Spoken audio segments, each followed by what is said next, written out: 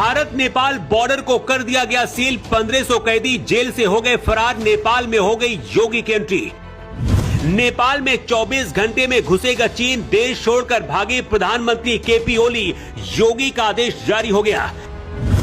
जिस राजा से मिले थे सीएम योगी, अब वो बनेगा नेपाल का प्रधानमंत्री। नेपाल में योगी के लगे पोस्टर।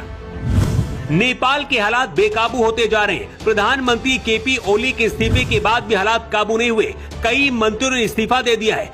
2008 में राजशाही खत्म होने के बाद से आज तक नेपाल में कोई भी प्रधानमंत्री 5 साल तक नहीं काम कर सका है। पिछले 17 साल में नेपाल में 14 लोग प्रधानमंत्री बने। नेपाल के लोगों को लगा था कि राजशाही खत्म होगी तो हालात बदलेंगे, लेकिन ऐसा नहीं हुआ, बल्कि पहले से भी ज्यादा हालात खराब हो गए और माओवादी नेता सिर्फ नेपाल को लूटते रहे। यही वजह कि नेपाल की गिनती दुनिया के सबसे गरीब देशों में होती है और एशिया में अफगानिस्तान के बाद नेपाल दूसरे नंबर पर है।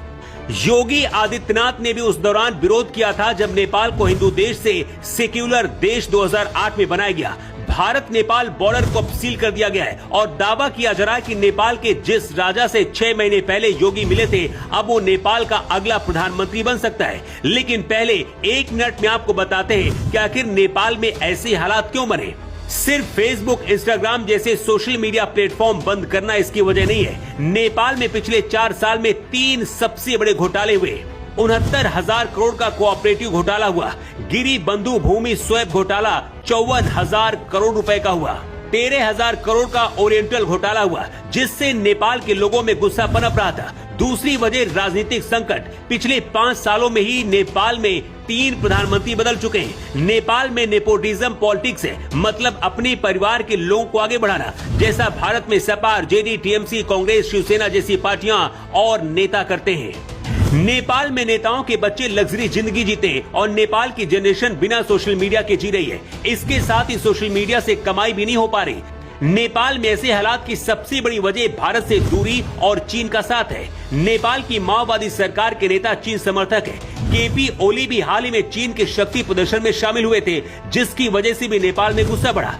चीन के कहने पर नेपाल ने भारत के लिपुलेख पर विवाद शुरू किया, जिसकी वजह से नेपाल को आर्थिक नुकसान हुआ और जो नेपाल के लोग भारत के साथ मिलकर आमदनी करते थे उस पर भी असर पड़ा। नेपाल के पूर्व पीएम की पत्नी को भीड़ ने जिंदा जला दिया। वित्त मंत्री को दौड़ा-दौड़ाकर सड़कों में पीटा गया। पूरे नेपाल में अब सेना ने कंट्रोल कर लिया, लेकिन इसके बाद भी हालात काबू नहीं आ रहे। ऐसे हालात के बीच योगी आदित्यनाथ ने नेपाल से जुड़े भारत के कई जिलों में अलर्ट घोषित किया है। नेपाल के महोत्तरी जिले से 576 कैदी फरार हो गए हैं। पोखरा